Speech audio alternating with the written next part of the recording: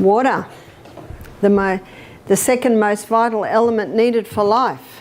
So the number one vital element needed for life is oxygen. And that's not a surprise, is it?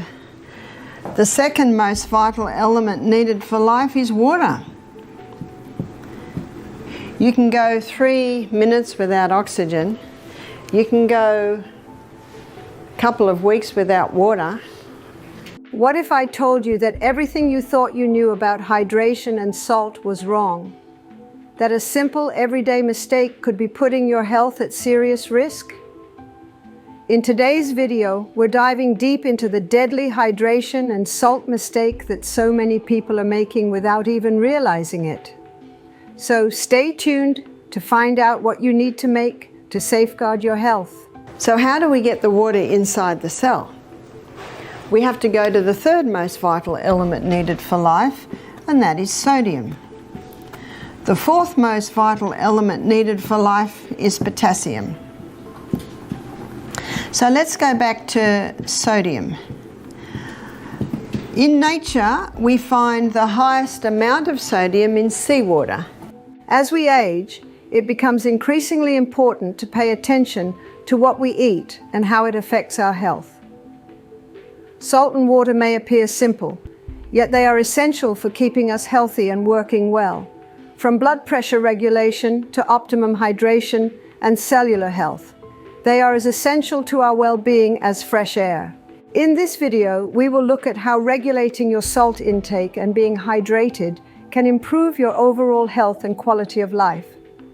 Water is essential for life, but do you know why? Let me clear things up for you. So, our kidneys, to know how much water should go in, we need to look at how much is coming out. So in our kidneys, we urinate out 1.5 litre loss. Now, a litre is the same as a quart. So I'm probably best, because I'm speaking to an American audience, to say quart loss, 1.5 quart loss. Out of the skin, it can be 0.5 of a quart loss. Out of the colon, 0.3 of a quart loss, and out of the lungs, it's about a 0.2 of a quart loss. So that equals 2.5 quart loss every day. So 2 quarts is 8 cups. So that's 10 glasses, 8 ounce glasses of water a day is lost out of the body. And we have no reserve tank on the back, do we? The only water that's going in is the water we take in. So we should be drinking at least 2 quarts a day. At least, more if possible. Now at the moment, because you're having a steam sauna every day, I wouldn't be surprised if you've got a 0.8 of a quart loss coming out of your skin because you perspire profusely. The other half can come in your fruits and your vegetables, maybe your herb teas, vegetable juice through the day. So that's how much water we need. Now I know some of you might be wondering, what about the water in our food? And you're right, fruits and vegetables do provide some fluids, but we still need to aim for at least 2 litres of pure water every day. Here's an easy rule to remember. For every 50 pounds you weigh, try to drink about 1 quart or roughly a litre of water each day. So if you're around 100 pounds, you should aim for 2 quarts. If you weigh 200 pounds, bump it up to 3 quarts. Don't stress if you're not hitting that goal right away. Just like Rome wasn't built in a day, building better habits takes time. Start small and gradually up your water intake.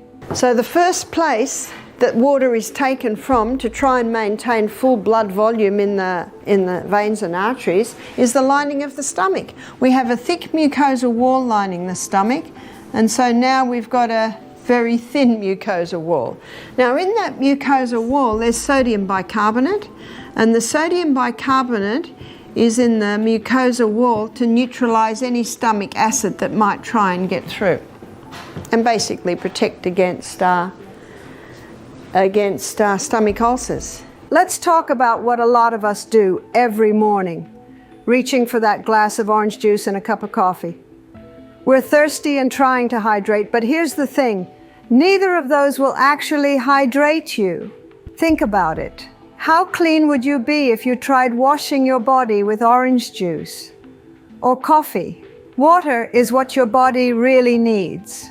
Water is more than a thirst quencher. It aids digestion, body temperature, and nutritional absorption. In Your Body's Many Cries for Water, Dr. Batmangalich explores this subject. He blames dehydration for numerous health conditions. His story is fascinating. I think it was in about the 70s or 80s. He was a political prisoner. And because he was a doctor, everyone came to him when they had problems. And all he had was water. So no matter what the problem was, he'd get them to drink a glass of water. He'd come and see them 15 minutes, he'd give them another glass of water. So usually in half an hour, they had 3 glasses of water.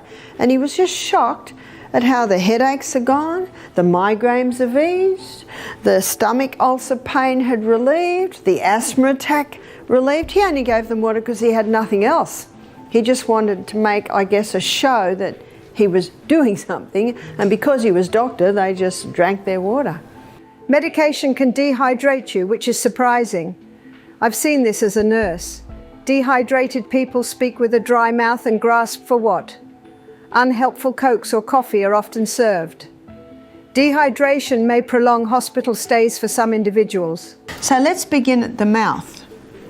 Did you know that in a state of chronic dehydration, too much saliva is produced? Some people think a dry mouth is a sign of dehydration. It is, and too much saliva can be a sign of dehydration. Water makes up 75% of our bodies and 85% of our brains. Brains need water and electricity, like hydroelectric systems. The brain can establish negative thought patterns when dehydrated. Most people know that dehydration can cause headaches, so starting with a glass of water is usually a smart idea. Next time you're not feeling well, it may be your body needing more water. Because his findings were so exciting, he didn't want to leave jail after doing much of this research. He did not realize, he did not expect the water to have that much of an effect. I can't remember the period of time, but eventually the government changed and he was freed, and he said, look, do you mind if I stay a bit longer? I'm in the middle of this fascinating research. And he has presented his findings at medical conferences. He's presented his findings in medical journals, but it's not a very popular subject because you can't make much money out of water. In Your Body's Many Cries for Water, Dr. B emphasizes that dehydration is widespread and harmful. Insufficient water intake causes headaches, poor mental patterns, and other difficulties. Give our bodies the basics, pure, unfiltered water. Let's discuss sodium and potassium, 2 essential elements. We have to go to the third most vital element needed for life, and that is sodium. The fourth most vital element needed for life is potassium. So let's go back to sodium. In nature, we find the highest amount of sodium in seawater. And seawater contains 92 minerals. Of those 92 minerals, 30%, approximately 30% is sodium. And of those 92 minerals, approximately 50% is chloride. Seawater is rich in sodium, the third most important element. The first crystal formed when water evaporates is sodium chloride. The problem is that to make table salt, we remove the earliest crystals, bleach them, and add aluminium to make the liquid flow better.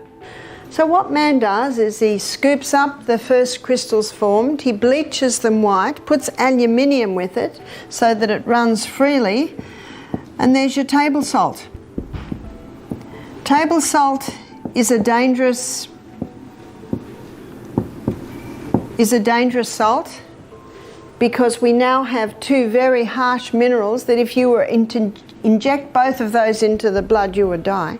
Regular table salt, like this one, is detrimental because it lacks the other 90 components that soften and balance sodium and chloride, two highly harsh minerals. Your body has more sodium outside cells than potassium inside. The sodium-potassium pumps in cell membranes balance these two. Too much table salt and not enough potassium-rich fruits and vegetables upsets the equilibrium. High blood pressure can come from rising sodium levels, declining potassium levels, and sodium infiltrating cells and enlarging them. Thus, sodium-potassium equilibrium is essential. But when someone's not eating enough fruits and vegetables, and that's where you get most of your potassium, and they're putting table salt on everything far too much, what happens now is sodium levels rise and potassium levels drop. There is a small amount of sodium in the cell, but when this happens, you see osmosis and diffusion happens when the highest concentration merges into the lowest. So now sodium levels inside the cell are rising, which they should not, and the cell swells. What's that called? High blood pressure. The doctor is right.